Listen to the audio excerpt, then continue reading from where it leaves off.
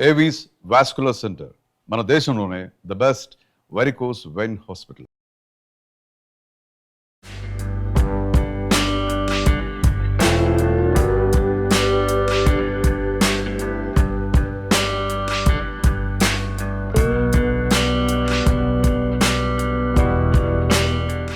నమస్కారం. మనం రోటి పచ్చళ్ళు చేసుకుంటున్నాం. చాలా రకాలు చేసాం.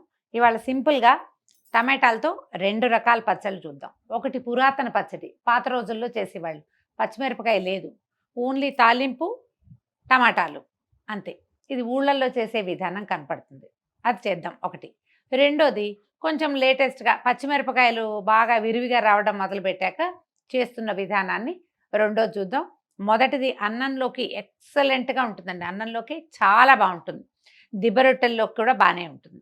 రెండోది దిబ్బరొట్టెల్లోకి, దోశల్లోకి, ఇడ్లీలోకి, ఉప్మాలోకి, తర్వాత ఏ చక్కెర పొంగల్ చేసుకుంటాం కదా మనం, ఏ చక్కెర పొంగల్ కాదు దాన్ని ఉంటారు, మిరియం పొంగల్ చేస్తాం, దాంట్లో కూడా బాగుంటుంది. అది రెండోది చేద్దాం. ఫస్ట్ మొదటి వెరైటీ చూద్దాం. ఒక మూకుడు పెట్టుకోండి, స్టవ్ ఆన్ చేసుకోండి. టమాటాలు కొద్దిగా చిన్న ముక్కలు చేసి పెట్టుకోండి. ఒక 1/2 డజన్ టమాటాలు వేసాను నేను. దానికి సరిపడా తాలింపు వేసుకుందాం. ముందు 1 స్పూన్ నూనె వేద్దాము తాలింపుకి మాత్రమే.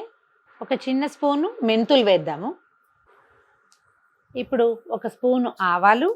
ఒకవేళ పచ్చళ్ళలో శనగపప్పు మీ చాయిస్ అయితే వేసుకోండి, శనగపప్పు చాయిస్ లేకపోతే వేసుకోవద్దండి. మినపప్పు వేసుకుందాం 1 స్పూన్.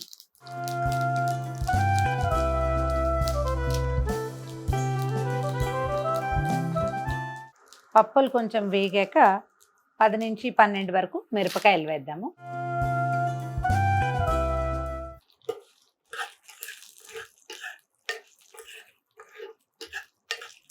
మిర్చి వేగాక ఇంగు వేసుకోండి. మీ దగ్గర కనుక పాలెంగువ చిన్న చిన్నవి రాళ్ళలాగా ఉంటాయి, అవి కనుక వేస్తే ఈ పచ్చడి బాగుంటుందండి వాసన. స్టవ్ ఆపేద్దాము. కొద్దిగా పసుపు వేసి ఈ తాలింపుని తీసి పక్కకు పెట్టుకుందాం. మీకు ఒకవేళ కరివేపాకు చాయిస్ ఉంటే వేసుకోండి, చాలా బాగుంటుంది. ఇందులో పైన వేద్దాము ఊరికే అట్లా, ఆ వేడికి కొంచెం సర్దుకుంటుంది.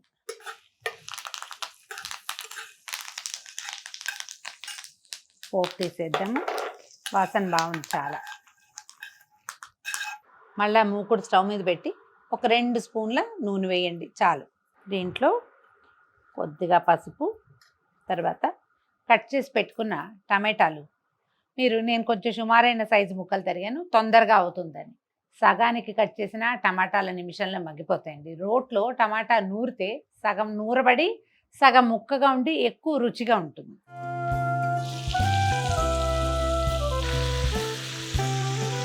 కొద్దిగా ఉప్పు చల్లి 2 నిమిషాలు 3 నిమిషాల పాటు మూత పెట్టి మగ్గనివ్వండి. మనం ఒక పూటకే చేసుకునేటట్టయితే ఇవి చాలా మగ్గిపోయి నూనె అంతా పైకి రావక్కర్లా. కానీ 2-3 రోజులు ఉండాలంటే మాత్రం నూనె పైకి వచ్చేదాకా మగ్గనిస్తే ఎక్కువ రుచిగా ఉంటుంది, పచ్చడి నిలవ కూడా ఉంటుంది.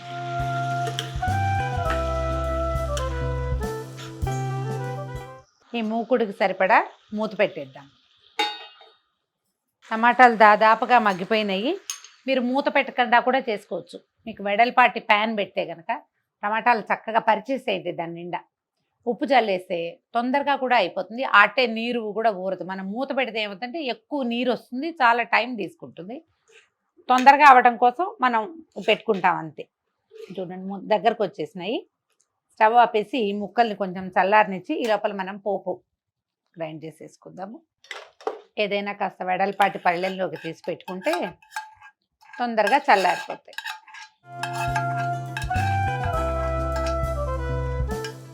తాలింపు మనం తీసి పెట్టుకున్నాం కదా, దాన్నేమో రోట్లోకి వేసేసుకోండి.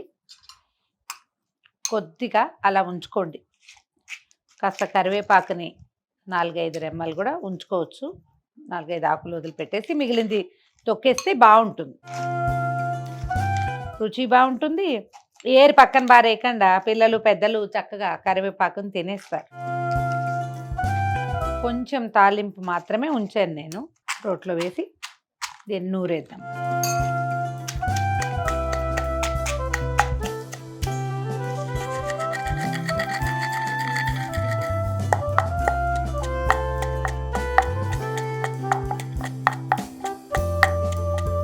శనగపప్పు వేసుకుంటే ఒక వేరే టేస్ట్గా ఉంటుందండి. మీకు నచ్చుబాటుగా ఉంటేనే వేసుకోండి. తర్వాత మనం చింతపండు పెట్టలేదు, టమాటాలు పుల్లగా ఉన్నాయని. ఒకవేళ టమాటా పులుపు చాలదనుకుంటే చిన్న చింతపండు మీరు అందులోనే పెట్టేస్తే ముక్కలు మగ్గగానే చిన్న పిసరు మనకి ఎంత కావాలో అంత దాంట్లో ఇవి ఉంటాయి, పీచులు అవి తీసేసి గింజలు తీసేసి ఒకసారి కడిగి అందులో పెట్టేస్తే నానిపోతుంది, నూరేసుకోవచ్చు.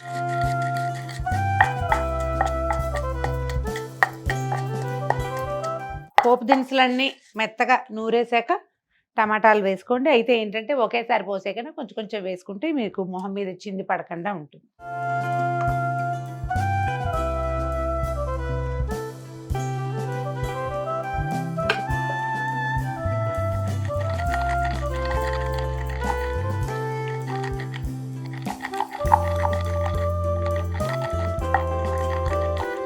ఉప్పు సరిపోయిందో లేదో చూసుకుని ఇప్పుడు సరిపెట్టేసుకోవచ్చు. పచ్చడి మెత్తగా నూరేయండి. ఇంతకంటే మెత్తగా రుబ్బాల్సిన పని అయితే లేదు, ఇలా ఉంటే సరిపోతుంది. ఇప్పుడు ఏం చేద్దాము, దీన్ని తాలింపు పక్కకు పెట్టాం కదా, దాన్ని కొంచెం తీసి పక్కకు పెట్టేసి పచ్చడి తీసేసుకుందాము. చింతపండు కావాలి, పుల్లగా కావాలి అని అనుకుంటే కనుక కొద్దిగా చింతపండు యాడ్ చేసుకుంటే సరిపోతుంది. రోటి పచ్చళ్ళు రుచే కాదండి, బ్రహ్మాండమైన ఎక్సర్సైజ్ కూడా. అంటే ఇదేదో చేస్తే బోల్డంత టైం పడుతుంది అనిపిస్తుంది, కానీ అంత టైం పట్టదు. ఇప్పుడు మీరు చూసినప్పుడు ఎంత టైం పట్టిందో జస్ట్ దానికి డబల్, అంతే, అంతలో అయిపోతుంది. నేను మిక్సీ జార్లు కడుక్కుని మిక్సీ జార్ పెట్టుకుని అంత గందరగోళం లేకుండా ఇలా హ్యాపీగా చేసేసుకోవచ్చు సింపుల్గా. ట్రై చేసి చూడండి. ఈ పోపుని దీని మీదకి తీద్దాం, కరివేపాకు పైన కనపడుతూ బాగుంటుంది. మిరపకాయలు ఎంత కారంగా ఉన్నాయి అనే దాన్ని బట్టి మన పచ్చడి కారం డిపెండ్ అయి ఉంటుంది. ఒకసారి చూసిన తర్వాత మనకు అర్థమైతే ఇంకొక 4-5 కాయలు యాడ్ చేసుకుంటే సరిపోతుంది. సో ఇది నెంబర్ 1 కదా. నెంబర్ 2 వెరైటీ చేద్దాం ఇప్పుడు.